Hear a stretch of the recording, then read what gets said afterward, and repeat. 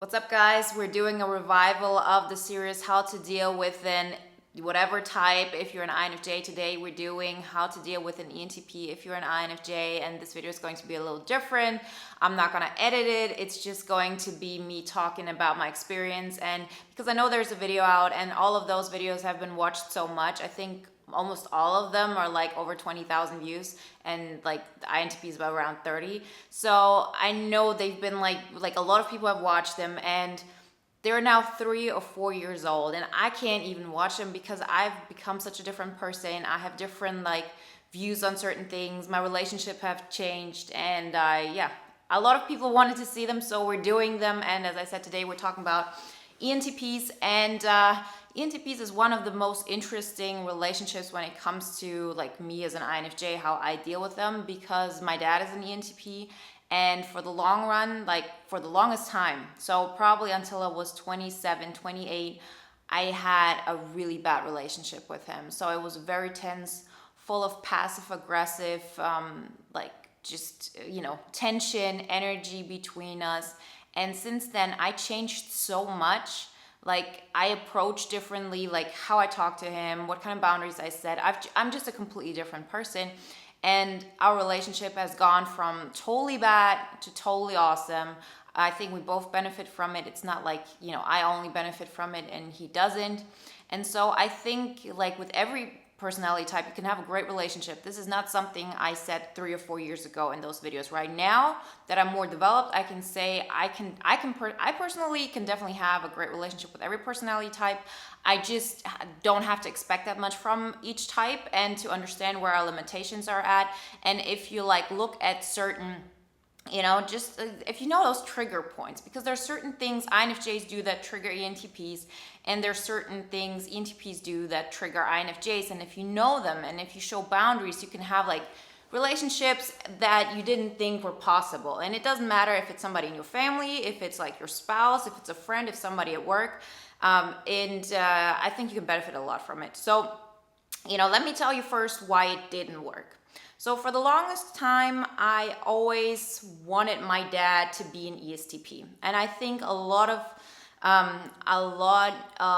INFJs kind of want this in others in general, because that's something we cannot take care of ourselves if we're not developed. SE is something we care about a lot, but at the same time, as I said, we're not developed in it in the beginning if we don't really actively work on it. So every single person outside of you, we judge based on SE to some extent. It does not matter. It's just like a general thing. Like when I felt the most comfortable, it was when I was around people who just took care of everything that was, let's say, in the real world. Let's call it that way. So, and especially you can imagine my dad being the first male figure in my life. So that's like pretty much my safety net. And me wanting to have some kind of connection to the outside world, which I hadn't. So I kind of always wanted him to be an ESTP, which he wasn't. So especially as an ENTP, he has pretty much the same difficulties as I have. They're just reversed, but in the end, that's a dominant intuitive, right? So he himself is always with his ideas somewhere out doing his thing. He's not a person who's based in reality. And I wasn't either. And since I wanted this from him and he couldn't give it to me, I kind of didn't respect him the way I should have respected him. Like he felt that. He felt that I didn't, I wanted him to be somebody different. And I kind of looked at him a little bit with a lack of respect, because he wasn't the ESTP, which I thought, at that point was the ideal of a man, because it was the polar opposite of what I was, but with all the functions. So that's how it all started. Of course, you could say, you're a child, and a teenager, your parents should be the one who does the wise choices in these regards, but well, he didn't. It's not like most ENTPs are all into personal development. My dad definitely, it took him a long time before he could, talk to me in such a way that was also based on how I feel and so on. And it all was triggered or happened mostly because I just told him at some point. So this was me me doing like not giving him the respect he wanted. And at the same time, like first off, he felt that he wasn't respected, and he used to tell me that all the time. And in the end, I didn't. Like when I was little, as I said, it wasn't that I looked up to my dad and said, oh, that's the man in my life, right? And at the same time, he wanted me to be things I was not. He was pretty much like wanting me to be, on the one hand, like a little extension of himself. So he wanted me to do stuff he thinks are important. But at the same time, as I said, I really believe that because I'm the polar opposite in a way of, I'm a girl and, he's a father. So apparently his ideal of what a woman should be was an ISFJ. And so many of us have this. This is not something you really learn. It's just intrinsic. We project everything into the outside world. We cannot take care of ourselves. And the younger or the less developed we are, we're gonna do that. And our fourth function, for example, we care a lot about. We just are not that strong in it, especially like in the beginning. So he always wanted me to be this ISFJ, which I was not. So on the one hand, he always wanted me to draw. Like I'm not paying to draw, like really tiny, detailed things that I really didn't care about. But at the same time, he made me responsible for why didn't I think of, tidying up or having everything in order, just creating this harmony space that an ISFJ would. It's not like that you could say, well, ISFJs or SI DOMs are so much about, cleaning. That would be just completely superficial. But I mean, like, if you really like SI, and I do by now, and I'm really, I've gotten a lot better. There is like this harmony, and you take care that everything around you is like in a peaceful environment. But when I was younger and I was an undeveloped INFJ, I wasn't aware of these things. So it could happen, especially when I was around my parents, that I would just let myself go completely, and I wouldn't if my mom made dinner for us when I was a kid, I didn't think about later, oh, should I clean something in the kitchen, because I knew that was all taken care of. And as I said, I'm not saying ISFJs, that's kitchen, I'm just saying that as an example because my mom is an ESFJ. She took care of all of those things for us. And I can tell now my brother, who is an INTJ, and me, both of us, if something is not going how we're used to, we don't take care of it unless somebody tells us. I'm more aware of it now, but we're just oblivious to those things that are just happening around us that make sure that it's tidied up and all of that. And it's, as I said, it's not so much about the tidying up as it is about this harmony of atmosphere that gives you an inner calmness. That's what it is. And now I'm much more aware of it. As you can see my apartment, some of you have seen my apartment tour. This is something I love.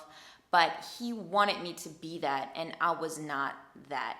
And so it kind of just boiled down to that. And we talked against each other.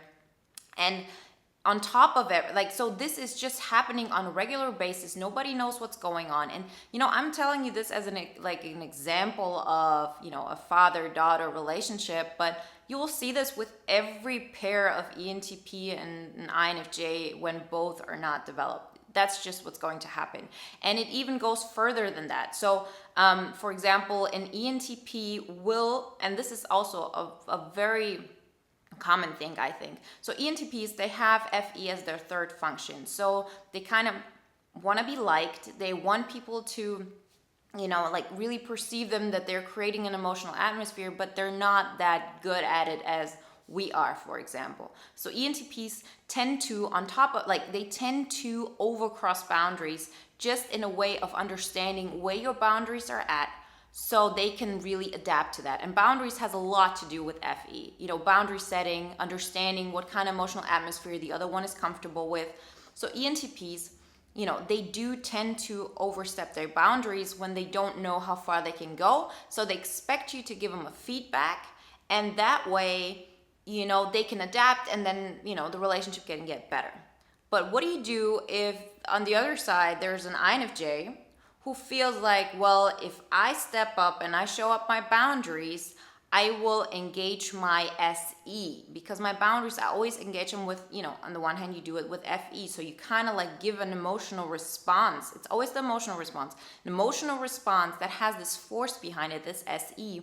And that way, the other one would actually see that you do have SE, which it brings two problems. Problem number one, is that what I thought at that moment, nobody, not my dad, nobody is really gonna protect me and gonna be my safety net, because if they can see that that I can be SE, then they're not gonna wanna take care of that part of me, because what would an ideal ESTP and an undeveloped INFJ mind be like?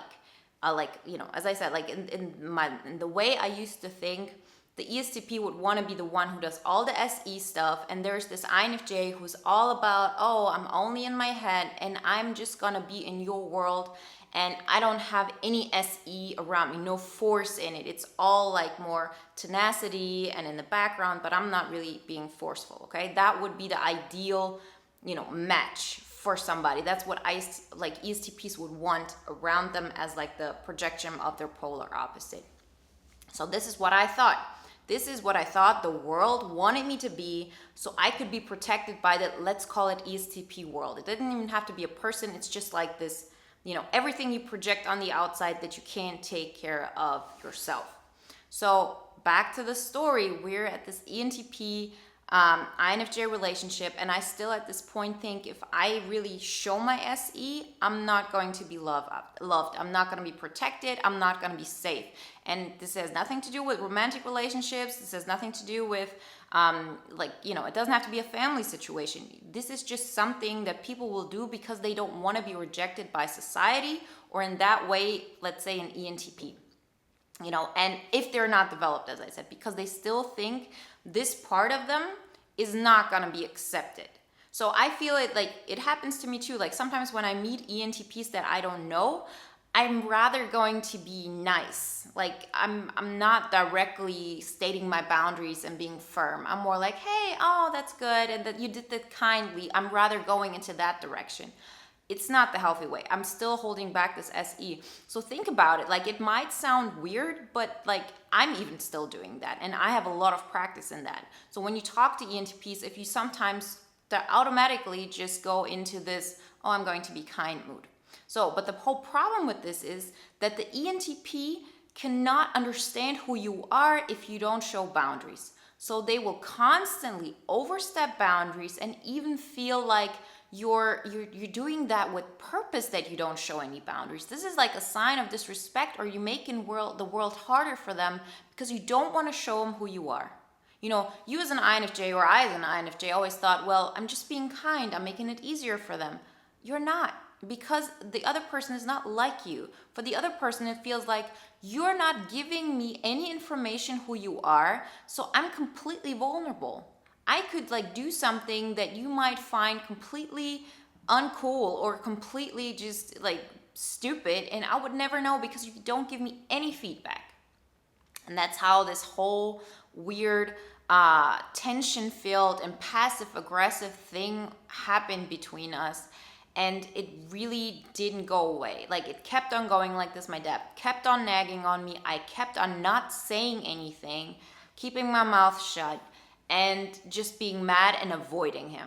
And then at some point, I did a lot of, I had a huge growth period around between 26, 29. A lot has happened, and I just brought out all of my SE out.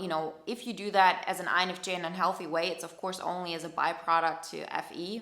So I started just expressing myself and setting boundaries and being more of the person that I want to be like. I kind of started to create myself. And so when I met him, I started to show him those boundaries. And every time you show boundaries, the other person understands more who you are. So my dad understood quite fast that actually I wasn't an ESF, an ISFJ kind of person anyway. But at the same time, he understood that I cared about things that were actually more similar to him, because the NI and E worlds, although they're different, there's still a respect for it. So you realize what I care about, and I told him the only thing that bothers me, you can talk about politics, I'm not gonna argue with that. I just don't care. There's so many things he can like argue with other people with. The only thing that I care is that we're being kind and that there's a positive emotional atmosphere going on. And I'm not gonna have it that he, just nags on me. And I was really strict with that. And at first he was like, oh, so nobody can like really say anything like to you at all. But that was just the beginning. But with time, he understood who I was for the first time in my life. And then once you really understand who you are, you see the person, like there's like a respect that comes up, because then like this picture is built around that person, and you start really liking the person for who that person is. That's what started happening between like when he looked at me. He until that point, he always thought, well, that's an ISFJ because I didn't do anything that would make me look not ISFJ. I just look like, let's say, a bad ISFJ because I wasn't showing anything of me. Once I showed more who I am, he realized, oh, she's not like an ISFJ at all. I was projecting complete stuff on her that I can't anymore. So if you don't do anything, you're allowing people to project everything on you that they want. And it's an automatic thing. So once he did that, once I started like really putting boundaries up, he understood, okay, that's a completely different person than I thought. And then he could start like really respecting me for the person that I am and not for the person he thought I was that I wasn't even good at.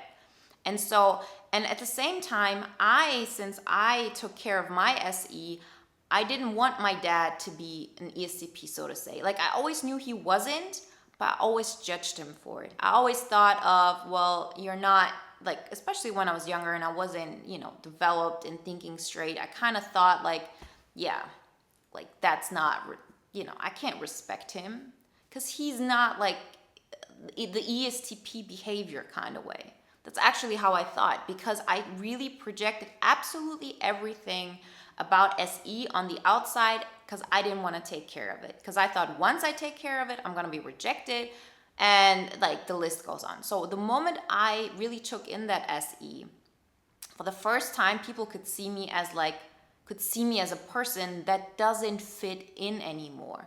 Like it wasn't easy to love me, like me, have me around you. Like it was much harder to tolerate me. Either you're gonna like me or you're gonna reject me, because it was more prevalent who I was. So the moment I actually integrated that SE within me, I didn't expect it of him anymore.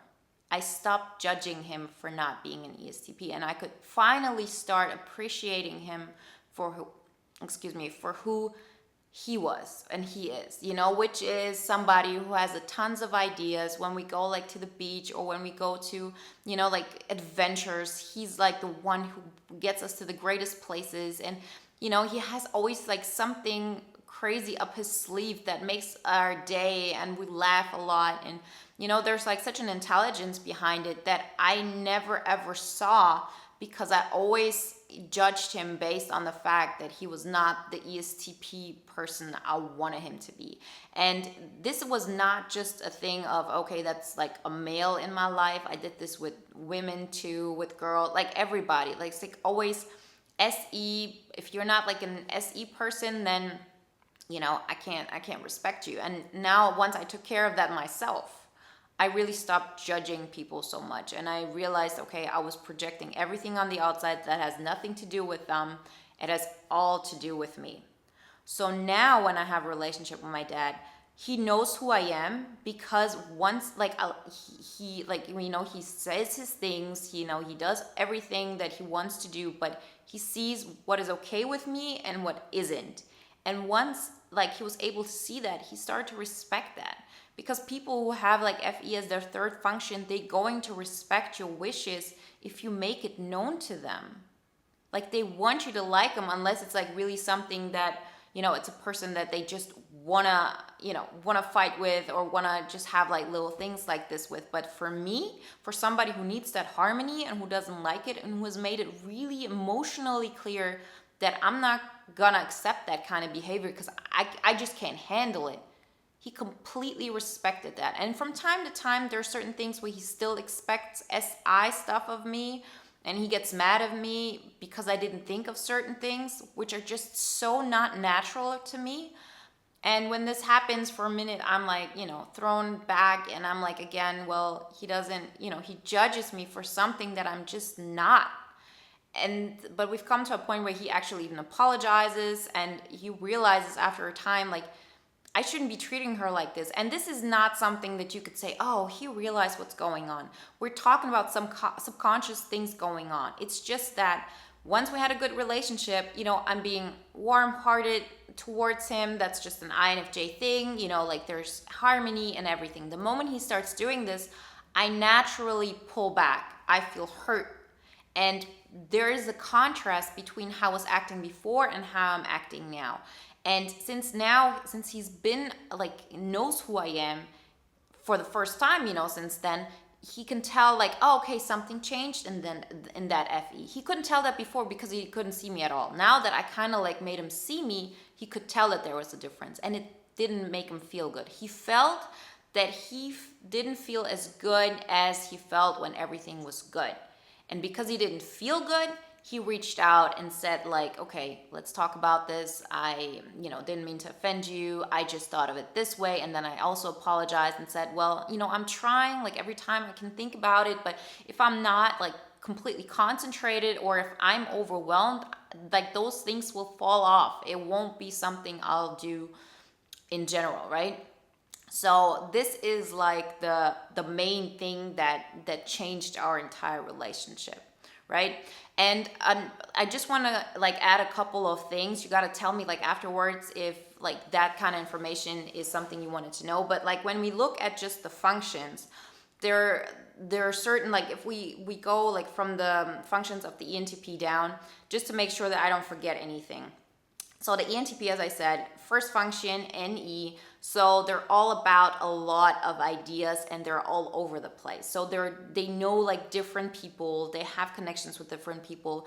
INFJs, if they're in their element, they are just in one world, like one idea and very precise. So, and if it's your main function, you completely ignore your, I don't know, like it's called the ignoring function in socionics, but like when I'm in my NI, I ignore NE. When he's in his NE, he will ignore NI, meaning that when I'm convinced of this is my thing and the thing I believe in, I don't see anything outside of that at all. Like I cannot accept anything outside of that. So that's why I could never really respect my dad for who he was, because my vision was on ESTP, ESTP, ESTP.